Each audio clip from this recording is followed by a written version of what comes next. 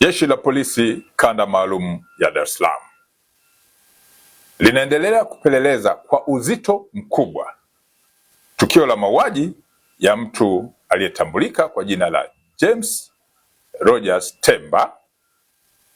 Huyu alikuwa ni mwanafunzi wa mwaka wa pili wa chuo cha usimamizi wa fedha yani IFM ambacho kipo jijini Dar es Salaam, ambaye mwili wake ulikutwa unaelea kwenye maji yaliyokuwa yanatiririka katika mto Msimbazi eneo la Kipawa Ilala tarehe 30 mwezi wa 4 mwaka huu wa 2026, huku mwili huo ukiwa hauna kichwa.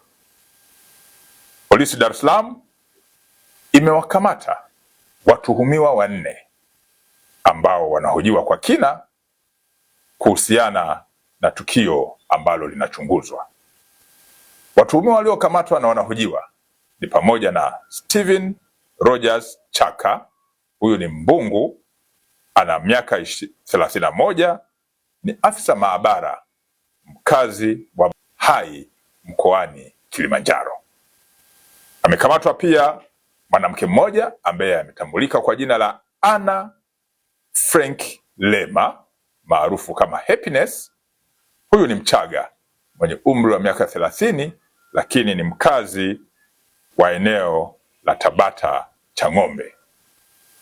Amekamatwa pia mtu aliyefahamika kwa jina la Twalibu Hamisi maarufu kama Mputo mwenye umri wa miaka 23, mkazi wa Kigogo Kati Kinondoni jijini Dar es Salaam.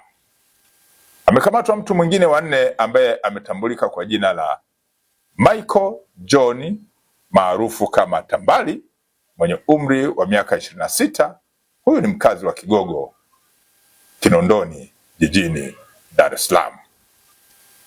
Vipo pia baadhi ya vielelezo ambavyo vinachunguzwa kuhusiana na tukio hilo. Wito wa Jeshi la Polisi Kanda Maalum ya Dar es Salaam kwa wananchi kuwa watulivu ili kila aliyehusika kulingana na ushahidi ambao unakusanywa na utakusanywa aweze kuchukuliwa hatua za kisheria.